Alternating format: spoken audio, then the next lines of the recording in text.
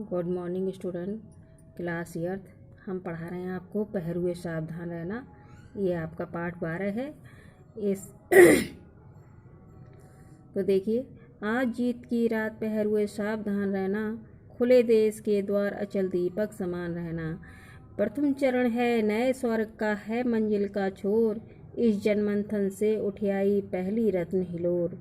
अभी शेष है पूरी होना जीवन मुक्ता डोर, क्योंकि नहीं मिट पाई जीवन की विगत काम सांवली कोर। ले युग की पतवार बने अम्बुद महान रहना, पहरुए सावधान रहना। देखिए, पहले इतने पैराग्राफ का देखते हैं। सबसे पहले हम संदर्भ लिखेंगे कि प्रस्तुत पद्यांश हमारी पाठ्य पुस्तक या पंक्तियाँ हमारी पाठ्य पुस्तक हिंदी मंजरी के पहरुए सावधान रहना कविता सावधान रहना कविता से ली गई हैं और इसके रचयिता श्री गिरिजा कुमार माथुर हैं। इसका प्रसंग है, प्रस्तुत कविता में कवि ने स्वतंत्रता प्राप्ति के बाद देश के रक्षकों और सीमा के पहरेदारों को देश की सुरक्षा और नवनिर्माण के लिए प्रेरित किया है। अब व्याख्या है। कवि कहता है, देश के रक्षक पहरेदारों, आज विजय की रात है। देश की सुरक्षा के लिए सतर्क रहो।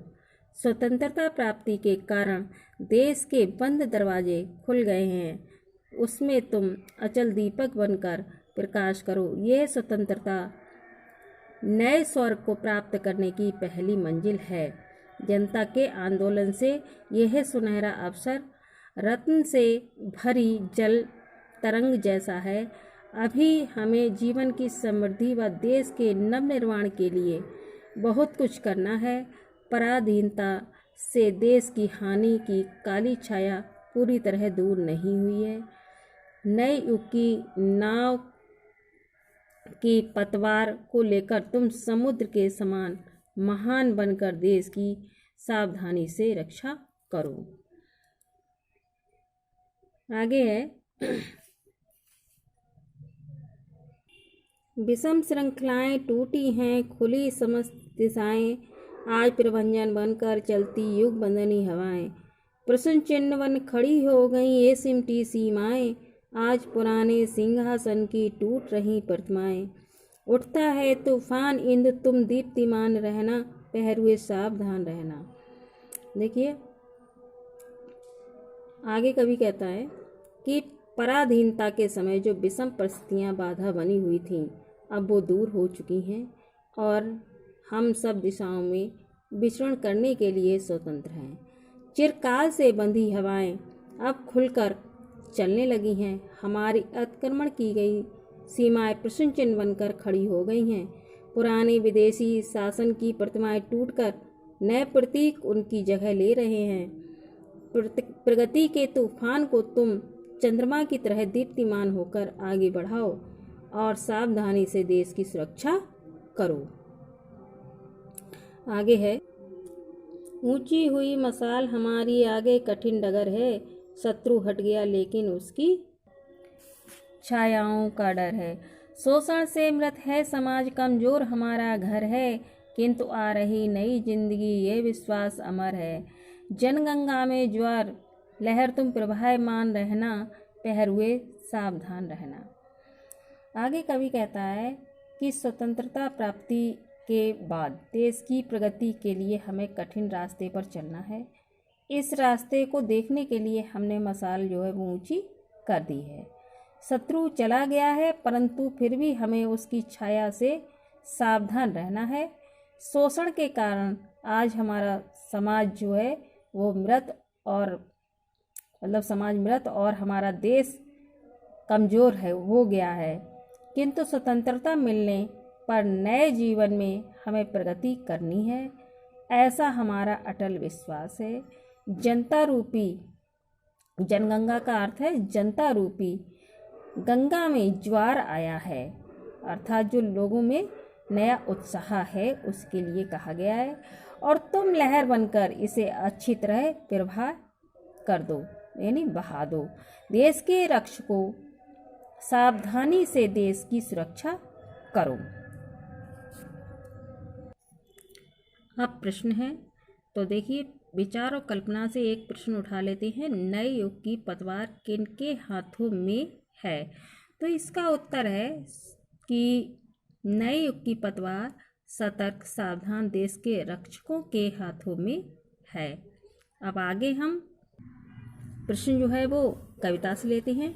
कविता से पहला प्रश्न है, जीत की रात से कवि का क्या तात्पर्य है। तो इसका उत्तर है कि जीत की रात से कवि का तात्पर्य स्वतंत्रता प्राप्ति की रात से है। दूसरा प्रश्न है, ले युग की पतवार किसके लिए कहा गया है। तो देखिए उत्तर है इसका कि सीमा के प्रहरी पहरेदारों के लिए कहा गया है। ले युग की पतवार सीमा के प्रहरी और पहरेदारों के लिए कहा गया है। अब तीसरा प्रश्न है, निम्नलिखित पंक्तियों के भाव स्पष्ट कीजिए। तो देखिए पहला है का खुले देश के द्वार अचल दीपक समान रहना। तो देखिए इसका भाव जो है वो आपको लिखना है। तो भाव क्या है, देश स्वतंत्र हो गया है, दीपक के समान अचल रहकर इसे प्रकाशित करना नागरिकों का कर्तव्य है।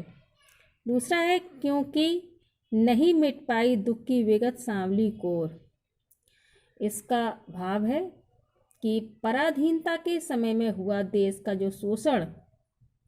का शोषण और अभाव और हानि दूर नहीं हो पाई है। ठीक है। तीसरा है, ले युग की पतवार बने अम्बुद महान रहना।